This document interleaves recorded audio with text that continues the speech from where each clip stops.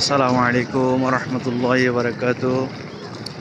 সম্মানিত দর্শক, পবিত্র মক্কা নগরী থেকে সকলকে মোবারকবাদ। মক্কার আকাশে আজকে জুমার রাত, আগামীকালকে শনিবার।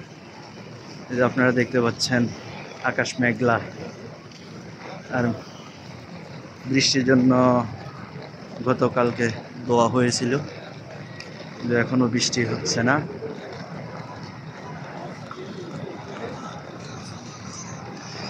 এখন রাত 12টা 25 মিনিট, 26 মিনিট আমরা ঘড়িতে দেখতে পাচ্ছি, ক্লক টাওয়ারের ঘড়ি।